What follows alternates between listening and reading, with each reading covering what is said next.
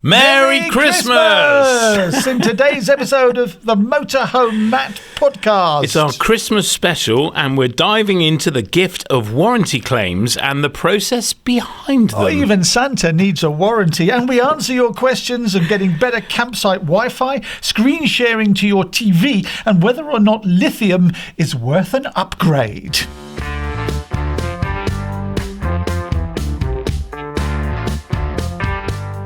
Welcome to the Motorhome Matt Podcast. I'm Keith Gooden. And I'm Motorhome Matt. Industry insights and expert advice for the world of motorhomes, caravans and campervans, and brought to you by thatleisureshop.com and sponsored by Ripe. Remember to follow on your favourite podcast app, or if you're watching on YouTube, click subscribe and that little bell. The mince pies. It's Christmas. Have you got any mince pies? That's cockney for eyes, by the way. Do you know what? Yeah. We have a secret. What's the secret? We're recording this in September. And I went to the shop this morning and said, have you got any mince pies? I can't find them. She said, it's September. You can get them whittled. So we're trying to record ahead of time. And we thought this one's coming out on the 22nd of December. So we went Christmas for you. So I've got apple pies. Well, my dietary regulations means I can only lick these. Well, not all of them. Yeah. You can lick one. I'm allowed to eat one, so I'm going to. So yeah, they are the famous Mr. K's apple pies, not mince. They look like mince pies. They do, but you just given the game away. It was too early for mince pies. Like you say, we're recording this in September, but I wish it could be Christmas every day by Wizard. Was recorded in the hottest day of the year in August in a studio in Marble Arch. You said that before. Yeah, well, I'm saying it again now. It's very true. Anyway, hopefully next week I'll be back with Keith post-surgery. So I think next week's episode is planned to be the first one we record in real time. So I will be post-triple heart bypass by then. Matt, you've actually been spending time with the Ripe team, haven't you? Yeah, I have. Their customer service team is based in Manchester, about 26 people. And when you call, you're getting a real person, not a robot or a call centre based halfway around the world. So what's the wait time like then? Well, when we spoke to them last about this, their average wait time was 6 minutes, but they've now reduced this to just 2 minutes, with their ultimate goal being to reduce it to under 1 minute. You can also make changes to your policy yourself easily online, mid-policy if you need to, and you get to know people by name, like Amy, who Chris Hunt, one of our listeners, always seems to get on the online chat. So it's a proper personal service. Exactly, yeah, real people and real answers. Click the link in the description to get a quote from Ripe, and remember, you'll get 15% off your premium too. In this week's Motorhome Matt Podcast, it's a very Christmassy topic. I mean, it's just non-stop cool Yule. Cool Yule, yeah. Warranties. So why are we talking about these again then, Matt, well, especially at Christmas? I know, well, we wanted to talk about what happens when you make a warranty claim. So earlier this year, I discovered the team at Warranty Solutions Group. Who are very good. Yeah, they stepped into the moto market, and they've had a long provenance in the car market, so motor trade. And they stepped into the motorhome and campervan market and made a splash. Let's just put it that way. The product they've launched is amazing. 6,000 plus items that they cover. They'll cover consequential damage, and I was really impressed, and they are Motorhome Matt approved as a result. And I've been working really closely with them, and I had the pleasure of going to their offices earlier this year and talking with Dennis, who is ex-Bentley and used to dealing with claims for Bentley customers. And it was fascinating watching him process a claim. And I said, you know what, I never ever seen what goes on here behind the phone, as it were, on this side of the fence. And what really happens when you make a claim? So I thought, well, let's unpack that. And they said, yeah, sure, come on in, bring the crew, and we'll film what happens when you make a warranty claim. And so I thought I'd unpack that with Dennis at Warranty Solutions Group. So this is the nerve centre here at Warranty Solutions Group, and I've been allowed behind the scenes to look at what happens when you make a claim. This is their senior claims manager, Dennis. Good morning, good afternoon.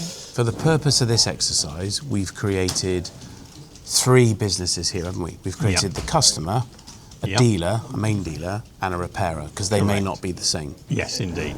So let's just start with the customer experience. They have a breakdown, they have a problem. What do they do? Customer would read his booklet and would then contact us by phone or email, depending on what system he wanted to use. Right, okay. He would then call, speak to one of the engineers in the team, of which we've got 26. Yep. They're sat around us here. And they're all sat around us here in various desks. And we would go through the system, see if we could assist them as to what's wrong with their vehicle if they know. Right.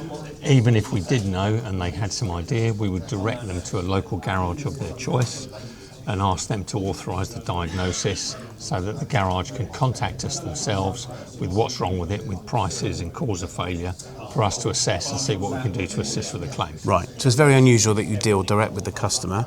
You normally deal via a garage. Yes. But if I've broken down on a Sunday, you're closed, I couldn't get this sorted out, so it's extenuating circumstances, I've called a garage, they fitted the part, I've paid for it, you will make an exception there, won't you, and deal Absolutely. with the customer. Yeah. We don't want a customer stranded on the side of the road overnight, whether it's a motorhome, a vehicle, a motorbike, or whatever. Yeah. If we're closed, we will address that situation and deal with them accordingly on the first available day that we have. Okay, cool. So you've referred then me, the customer, what have we called the customer? The customer is Motorhome Matt. Right, okay. So you're referring me then to a main dealer. Should we start there? Whether it's a main dealer, people have to be careful with the name main dealer because people Right. associate that with buying a new vehicle. Okay. What we're talking about is either the selling dealer, if they want to go back to the selling dealer where they bought the motorhome from, With you. or they go to a local garage, which would be normally either a franchise garage, an independent garage, whatever they're comfortable with. They may well have historically a garage that they've used for 20 years in the family. We're happy for them to go there. We don't insist on where they go. Wherever the customer's happy to go, we're prepared to deal with that garage. And what criteria do you have for that repairer? In terms, they have to be accredited to any repair scheme or VAT registered? Are there any criteria? For repairs, VAT registered is not an essential. For Right. servicing work, to keep the policy live, it needs to be a VAT registered garage. That's normally because a VAT registered garage will keep their paperwork and we can assess it if we need to, whereas it's not always the case with non-VAT. So it's just a process to protect the policyholder. I understand. I've often wondered why warranty companies want VAT registered garages. Yeah, because you have to keep your records. paperwork for 6 years, so There we we are. may need to refer back to that. So whereas a show us normal on the garage- screen then, talk us through what happens when the customer calls in. Right, when the customer calls in, we'll open the agreement, and this particular agreement is here. And we'll open that agreement, ask the customer for his registration number, first line of his address and his postcode, so we can adhere to data protection, or GDPR as it's also called. Yeah. Once we've done that, we will open a claim, and I can show you that now. I will just do this because we're effectively starting a claim. I'm looking up the registration number, which I know.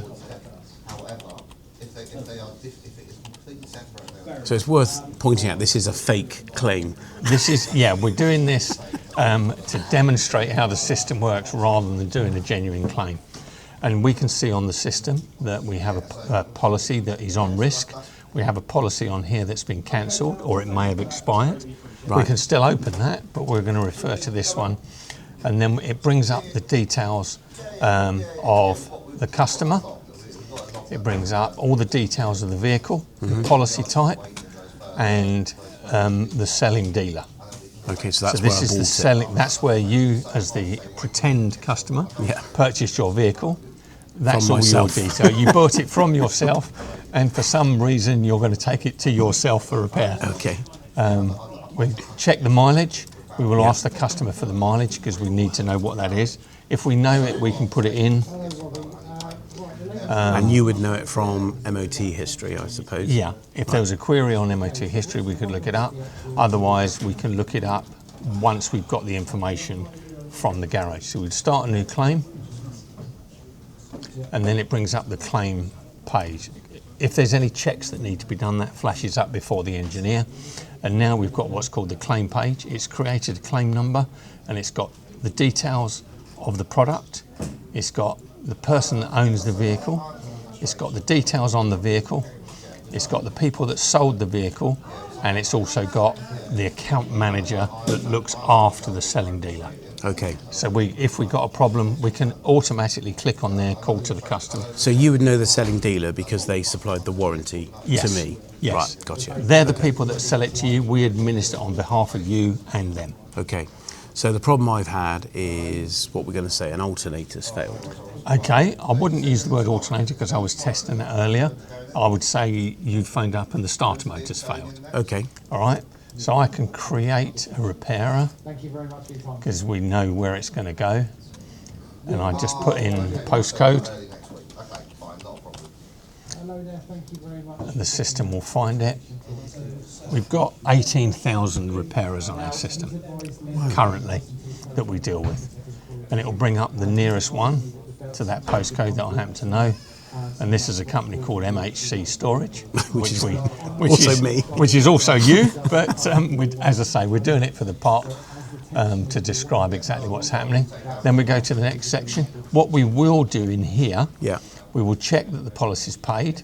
It's not been invoiced yet because it's brand new, but because these are checks that the engineers will do. We check that it's taxed, insured, MOT'd and service.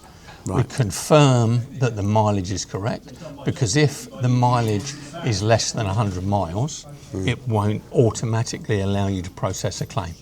Right. Because the likelihood, it's an inherent issue. So the engineer, any one of the engineers would look into it a bit deeper to confirm that we cover from day one, but if something's just happened to have failed. By inherent issue, you mean a problem that was there before I bought it? Yes. I got you. And we will dig a bit deeper into the claim. So this is important. You mentioned MOT and service. If an MOT is required, it has to be in play for the warranty to be valid. Yeah. And equally, it has to have been serviced. Yeah. The service works, manufacturer's service guide is there for us to look into. However, we work from the date that the policy goes live. Right. So if it's not due a service for 6 months, it's not due. So that's fine. The insured, MOT'd and taxed, in theory, that's because we need to see that the car's road legal or the vehicle is road legal. Right. If it's not road legal, in theory, it shouldn't be on the road. So you require all those things? Yeah, and it shouldn't be on the road, and therefore it can't break down. Right, okay. But we will look at that. You know, there may, again, be mitigating circumstances as to why it's not MOT. Yeah. It was booked in, it's on its way, it's booked in for the day after, and it's broken down the day before, in which case we'll be compassionate and look So at they're it. not criteria written in stone, but No. sensibility But the engineer rules. has to do that, Okay. Otherwise it will not. These boxes have to be ticked, Yeah. Otherwise, and I'll demonstrate that by leaving that open, Okay. because if these aren't ticked, it will not allow you to process the claim. This is the status of the claim, and what you will find is once that's been logged and it's been assessed, an email will have gone to the owner of the vehicle, and it will have automatically gone to the repairer of the vehicle with the details of the claim and how to make a claim. Okay. In a document that goes direct so that there's complete transparency with the two people that we're theoretically dealing with, i.e. the repairer and the customer. And that will go along. Now, we know now from talking to the repairer who's called up that the starter motor, we've got a list here of loads of known faults, as you can see is substantial. 6,000? Yeah. So we cover an awful lot. So we're going to call it the fact that the starter motor has failed. We just tick that box, go back to the claim system, and it's looked up there and it's logged it. Then we go to the quote section, and you can see, you may have missed that moved down one section automatically. I did notice, yeah. So the system is dealing with it instantaneously, effectively. So we've now got a quote. We know, sorry, let's just go back a section. We know that this particular dealer has a labour rate set at £65 an hour. So we know no matter what MHC storage charge, the policy will pay out at £65 an hour. Right. If they're at 50, we'll pay 50. If they're 100, we'll pay 65. And the balance will be down to the policy holder. So how do dealers update you on their hourly rate? We negotiate with them. They will talk to their account manager if it's a selling dealer, and that will then be agreed within the company and the dealer, and then we'll increase the rate, or if they want it reduced, highly unlikely, Well, you never know. So that's part of the phone call between the repairer and you? Yes. Okay. Yes, because the MHC storage as the repairer may well say, well, we charge £80 an hour. Mm-hmm. We will then explain to them that the coverage is only 65 plus VAT. The balance of the £15 will be down to the policyholder. Right. And they will negotiate with the policyholder. Now we go to the next section, which is the quote section. Now, just on the hourly rate, you do pay, there is a policy that carries a rate up to £200 an hour. And main dealer labour rate. Yeah. So we deal with main dealers on, not motorhomes as such, but, you know, Ferraris, Lamborghinis, whatever, and they can be £260, £270 an hour. Right. Providing the policy has been set up for that, And paid we for. will pay that main dealer rate. So we literally put in the labour rate Yeah. and the alternator. Now I happen to know, because I've been doing this a while, that the average price of a starter motor for this kind of vehicle, you're probably looking at about £235. Now I can check that on various systems that we have, but I happen to know the price.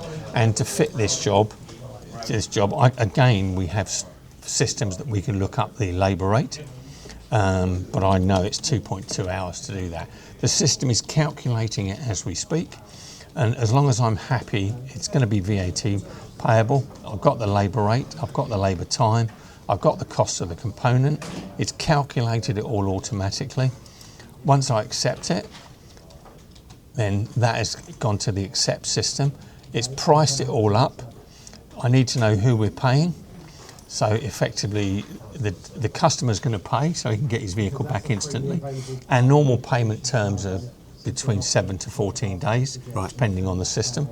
But if the customer wants his car, if the repairer will trust us to pay them, the customer can pick the vehicle up and take it away.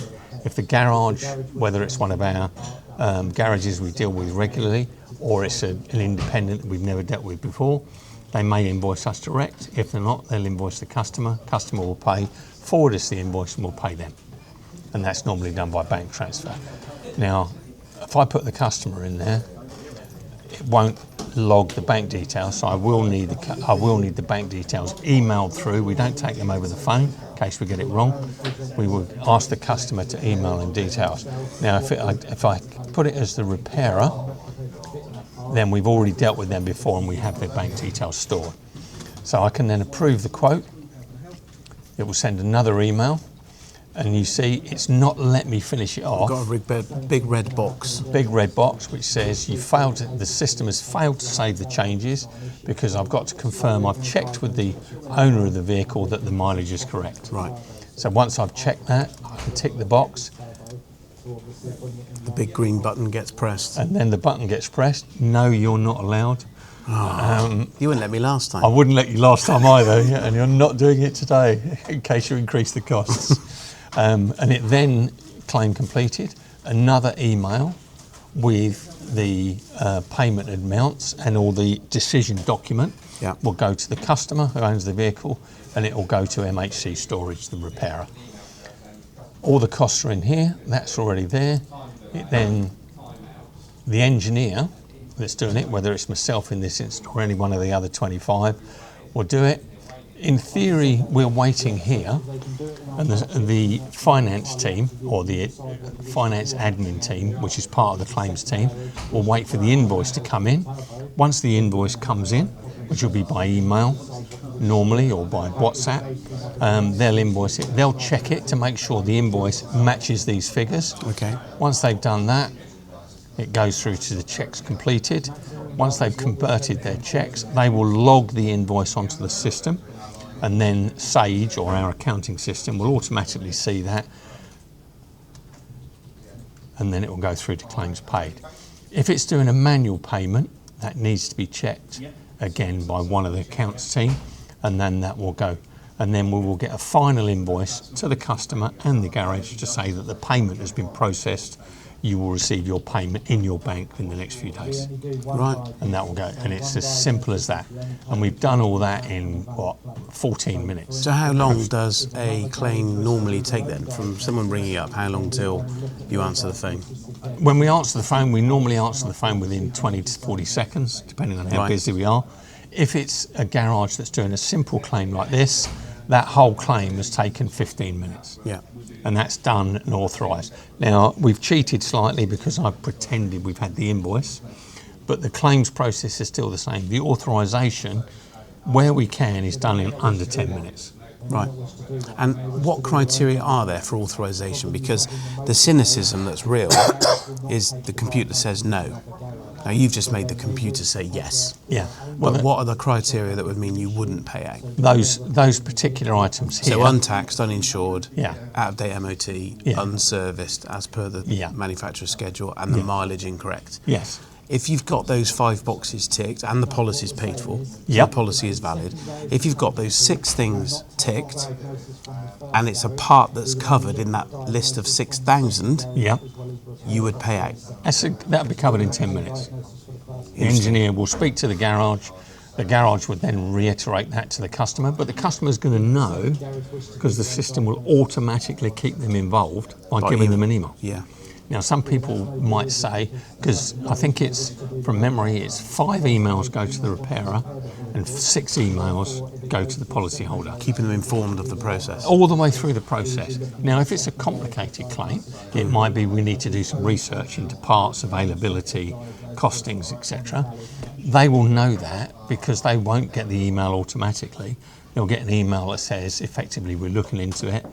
And then we'll come back to the customer. We'll say to the garage, we need to do some checks. We'll call you back in half an hour. And it's normally within half an hour to an hour, depending on the phone call volume, that we'll get back to that garage. And once we've got back to the garage, we'll confirm that to the garage by clicking the next box, and it will keep the customer informed. Yeah. Automatically.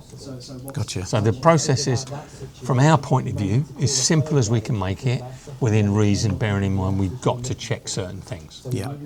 Now, I mentioned dealer, so the supplying garage. Yeah. They may not have a workshop, but you're happy to deal with a dealer who will Yeah. outsource it to a workshop. 100%. And you know that they're putting a little margin on maybe the hourly rate. We accept that because if they've got their friendly local garage, it might only be a small business that hasn't got the time, even though it's only 10 to 15 minutes, they haven't got the time Yeah. to speak to us over the phone and come back to us with prices. Well, there are a lot of small repairers that don't want to deal with a warranty company. And we accept that, as long as we get the information. And some customers like to deal with it themselves, i.e. policyholders. Yeah. We will deal with the policyholder. All we ask them to do is deal with the garage that's doing the repair Yeah. and get written information. It might be we want fault codes, we want an estimate, we might want pictures, we might want a video. If the customer's prepared to do that, we'll deal with the customer. As long as we get the information that we can assess, we're happy to do it.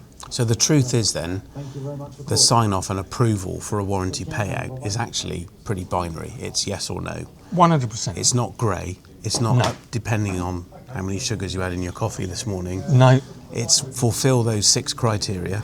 yeah, Policy's valid.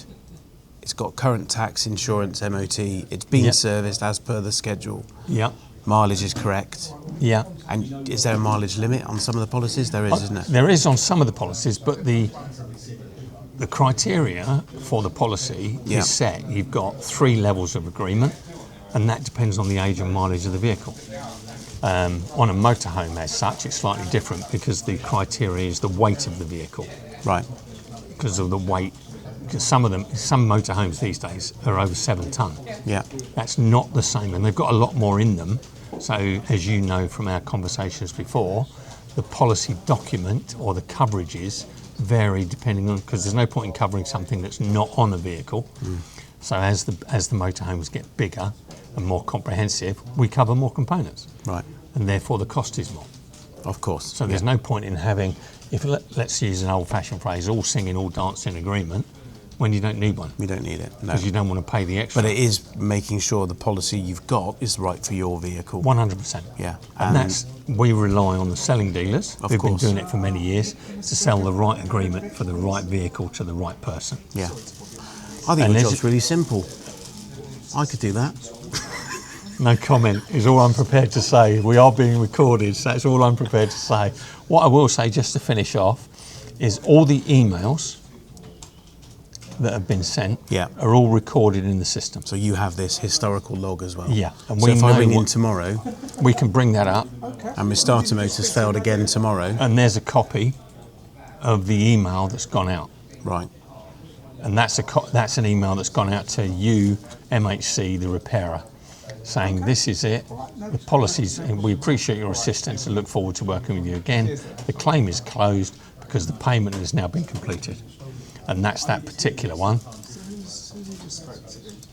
This is another one. Thanks for notifying us that the repair is complete.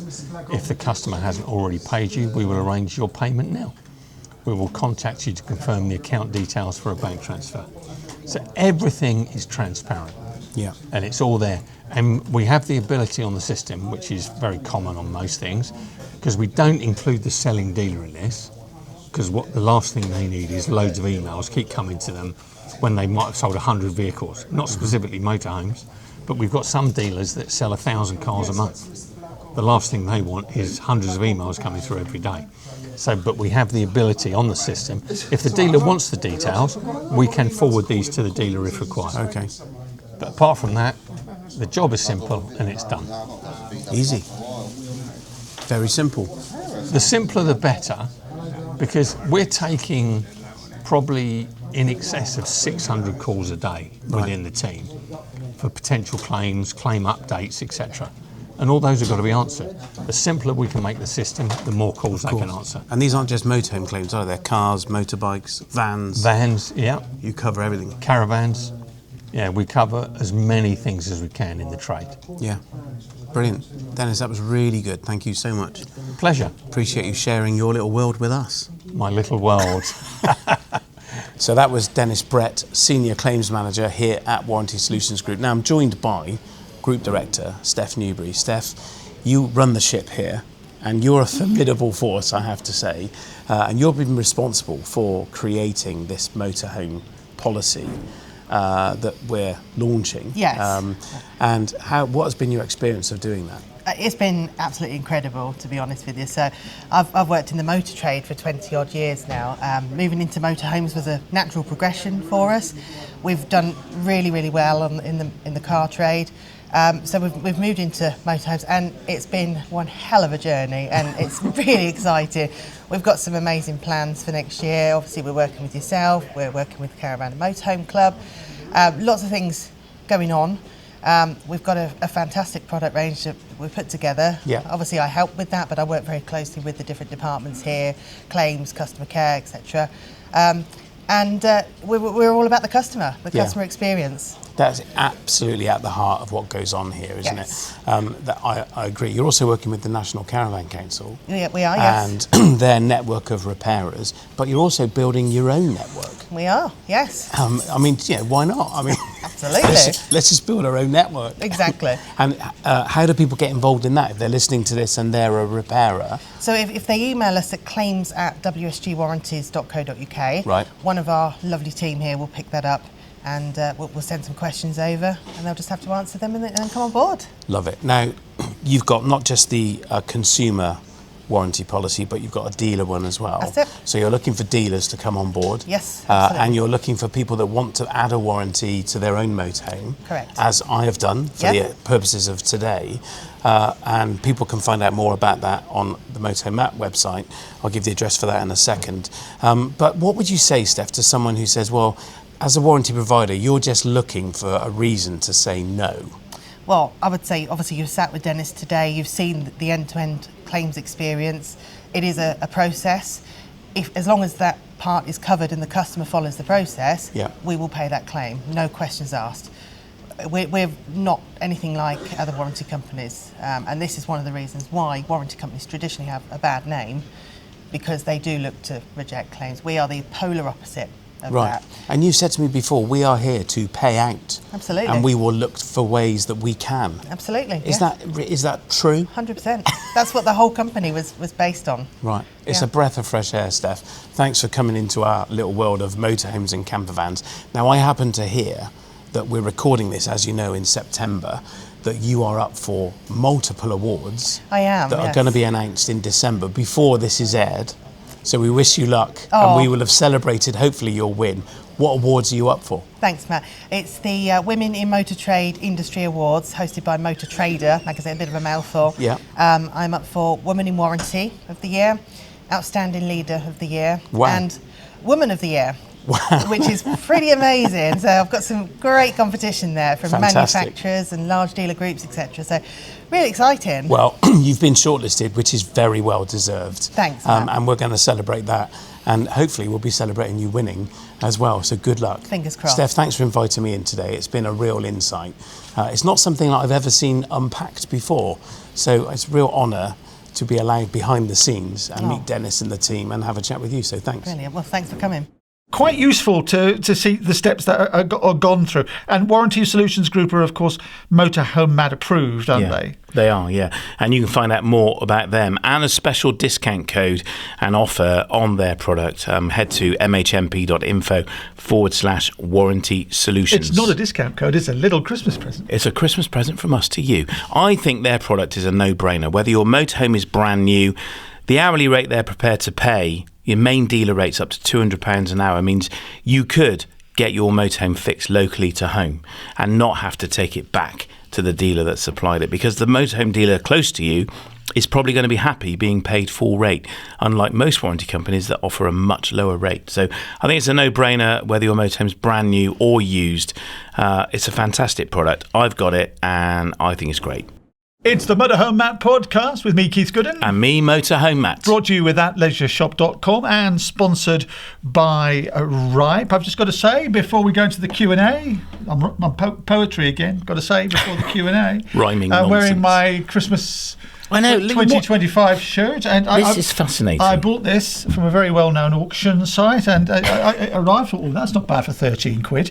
And it came along, and then I read it, and it says, Merry Christmas. And then it says here, can you read it out? What does it say? Well, on the green strip on the front, it says, set of design elements. So clearly in the country where they don't speak English, where this was printed, they got the computer program and didn't put their own slogan in there, for instance. And so basically it's a text placeholder, Yeah. and they've printed it with the word set of design elements on. It was- Merry Christmas, Keith. it was only 13 quid.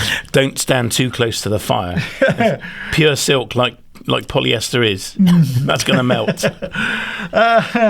It's the Q&A, the questions and answers, where you ask the questions and Motorhome Matt, for it is he in his Christmassy hat will answer them. And if he doesn't know, he'll jolly well ask somebody who does. Very clever. Thank you very much indeed. Douglas Maxwell is in Hamilton. Hi Matt, it's Douglas Maxwell from Hamilton. Just a quick question about your Pathway 4G product. If you come to a campsite that has free Wi-Fi, how do you use that product to access the internet under the free Wi-Fi rather than just connecting to the nearest 4G signal? If it isn't capable of doing this, what product does? Thanks. So thank you very much for the question, Douglas. He wants it for free. If it's free Wi-Fi on the campsite, what's the point of having the Pathway, is basically what you're saying. Well, yeah, that's very true. I'll come to that. So excuse me, I'm eating a bit of this apple pie. The Pathway is not a Wi-Fi extender unless you can connect to a different LAN, a local area network, by the little network cable. It then becomes a transmitter for that network, but it's not a Wi-Fi extender. I use a Deco Mesh. We've got them here at the office. We've got one at home. And what that does is it takes your internet connection and spreads it around the house. So you get really, really good internet everywhere you walk around the house. I'd say if the campsite Wi-Fi was good enough and fast enough, use that. Otherwise, just use the Pathway, the ideal Christmas gift or New Year gift. Still time to buy one. I would also suggest, though, consider security. If you're using the internet and the Wi-Fi on the campsite, it may not be secure, and that's where a VPN type product comes in. Someone like NordVPN, who we've been talking about in the past this year, and that will keep your pipe to the world secure. Your pipe to the world? Yeah. Oh, right. It's a bit like a rubbish Christmas hit. Yeah. Pipe to the world. You can hear it, can't you? And that's where the pathway is great, because it's your own unique connection, so it is secure. So it won't do what you're talking about doing, which is become a Wi-Fi extender. Right, I've got you. So it's not a Wi-Fi extender, but what you do is you put your little dingly Dell in there. Your what? Your dingly Dell, and it gives you the Wi-Fi if you're using a SIM card? Data SIM, yeah. Yeah, a SIM card. A dingly Dell. A dingly Dell. I've never heard it called that before. It's Christmas. It's Christmas. Thanks, Douglas. Stephen Dolby is in Exeter. Hi, Matt and Keith. I was just wondering, is there anything on the market for a motorhome 12 volt and 240 volt TV or monitor that I could use in my camper van to stream movies off of my phone? So mirror casting, I believe they call it.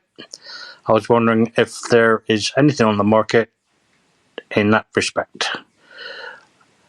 Thank you very much. My name is Stephen Dobie and I come from Exeter. Are you sure you're in Exeter, Stephen? Cheers, Stephen. Thank you very much. So, what he wants to do is cast from his phone to his TV. Wirelessly. Well, it should be fairly easy. Easy. So the key here is a television with a Wi-Fi connection, a smart TV. So something like an Avtex TV, they do a whole range of them. And then it's really important that your phone or the device you're playing on is on the same Wi-Fi network as that television. And then you can use your screencasting option. So when you're in video watching, say you're playing YouTube, there's an option. You see two little squares, one's lower than the other. And that's the screencast or mirroring facility. Press that, select the television, and away you go. And you can share photos, video, or stream live video from your phone or iPad onto the TV. There's another little doobry that you can put in the back of the HDMI socket in the TV as well. So you've got a doobry this time. If you just got the apps like for Netflix or Prime or whatever, then you can cast via the app through this thing stuck in the back of the television. Same thing, yeah. I mean, if you've got a wireless television, you would use the TV. You don't need to cast from your phone. No. You just watch it natively on the television. But if you want to watch something on your phone or on an iPad, and you can cast it. So say you just want to look at photos, you can cast them onto the screen, provided that both devices are on the same wireless network. Yeah, and they do that for licensing reasons. So can you do that with the Pathway 4G? You could. That would be the Wi-Fi network. You connect both those appliances to that devices, both of them to the network, and away you go. Stuart Ainsworth is in Huntingdon. Hi, Matt. There's a lot of talk about lithium batteries. Having just bought a new camper van, we're first timers. He says, should we be content with the standard fit, or is lithium the way to go? We're not particularly wilders, probably a couple of days off grid at a time. We have a 240 watt solar panel fitted and seem to manage okay. He's grateful for your view and advice. Can you help Stuart? Yep, I certainly can. Great question. So if the way you're using the van means that the lead acid batteries you've got are absolutely fine, then don't worry about lithium. I think there is a lot of talk about lithium, and it's kind of the Joneses, keeping up with the Joneses type product, and people think they have to have it. We do have a lithium battery in our motorhome, but that's because we have an inverter that means we can use the mains powered coffee machine, which is 240 volt, and it runs from the 12 volt battery via this clever little box called an inverter. So we run our coffee machine. I charge my laptop in the van. Laptops drain loads of power out of a battery. Some people are running dishwashers in their motorhomes. No. Yeah. Our good friend Darren, the Urban Motorhome, famously runs a dishwasher and an ice maker in his motorhome, but then he's living in it full time. So, and it's only him, so it's 2 dishes and 2 lots of well, ice. there you go. Yeah. Only Darren knows why. So if for you lead acid is working and you've got your 240 watt solar on the roof, which is keeping it recharged when it's sunny, of course, and that works, or every few days you're driving somewhere, so you're starting the engine and that recharges it, or you're going to a campsite where you're plugging in, so you're hooking up, then you're going to recharge those lead acid batteries. So if it's working fine, it's fine. Don't be distracted by lithium. It can be a huge distraction. Just for people who are sitting there thinking, nobody's ever explained this to me, what is the difference between a normal lead acid and a lithium? The big difference is how much use you can get from a lithium battery versus a lead acid. So a lead acid battery, say it's 100 amp hours, that's the kind of size of it. you only got 50 amp hours of use out of it, because the voltage goes from 12.8 down over time and eventually gets down to 11.8. So the battery gets weaker. Once it gets to 12, it's flat. It's absolutely flat. A lithium battery, 100 amp hours, stays fully charged until you've used all of the 100 amp hours, and then it turns off. So you get double the usage out of it. They also charge much faster. They need a specific voltage to recharge, and this is where people get confused. And we have loads of content in our back catalogue on lithium, which you can go and check out and deep dive this. But your motorhome has to work with lithium technology, and it is derived by the charging system on the van and the battery itself. So you need to make sure that the two fit. So speak to an expert. It's not just a case you can take the lead acid out and put the lithium in. You might be able to. We were able to. But our problem is that our lithium battery never recharges to 100%. It only manages about 95%. And that's fine for us. We're only off grid for... But they do that for protection, don't they? Because when it discharges, sometimes it just goes down to about 10%. It says it's still got 10% in it, but it will stop operating. Well, a lithium battery will go to 0%. Will it? Yeah, and it will stay fully operational until it runs out of charge, and then it turns off. And you ask, what's the big difference? That's the big difference, is usable power within a box between lead acid and lithium. That's the main difference. And is it true that lithiums tend not to run down if you don't use them? No, they stay fully charged. That's right. That's absolutely right. Yeah. And they charge much faster on solar, on 240-volt hookup, and from the engine. But your van has to be compatible. So my advice is speak to an expert. There are lots of people around. Bluefix are my go-to guys. They are Motorhome Matt approved. And if you tell them what motorhome you've got, what charging system is in it, they will then advise you on the best solution, whether a battery can go straight in or whether you need to have some ancillary equipment fitted to make it work. Yep, it's not black magic. If you need to know any more about it, then why don't you ask Matt? I'll tell you how you can do that in a moment. Just quickly take a moment to say a very Merry Christmas to you and yours, and thanks for watching and listening for another year of the Motorhome Matt podcast. Yeah, I know. 4 years, 4+ years. Unbelievable. And we're going to keep going. Still going. Oh, I tell you what, Santa, come and visit me, please. Absolutely. Ho, ho, ho. Only if you've been a good boy. Have you been a good boy? No. No, never. But so before we go and wrap up, we've been talking about Warranty Solutions Group and their warranty, and they are happy to answer any question you might have on warranty. Maybe you've had a bad experience in the past with a different provider. Maybe you're worried about something that you might feel is not covered within a warranty.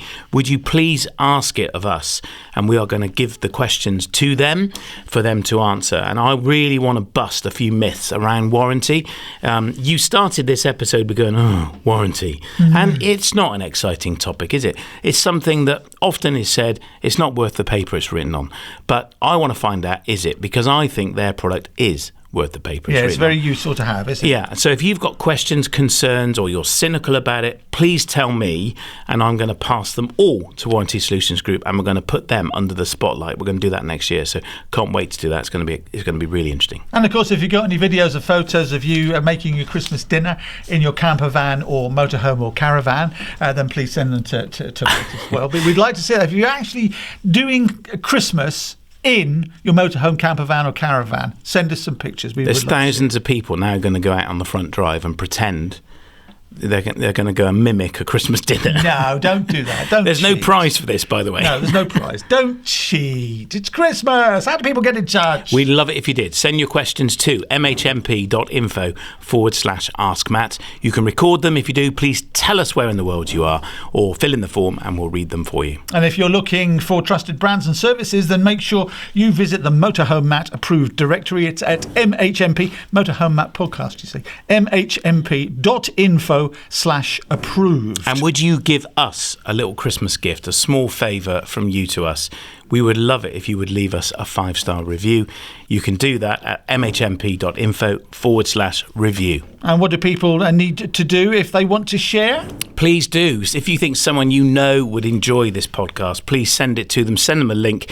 And if you're watching on YouTube, make sure you click subscribe. And if you're listening, make sure you follow on your favourite podcast app. Merry Christmas to you. Merry Christmas.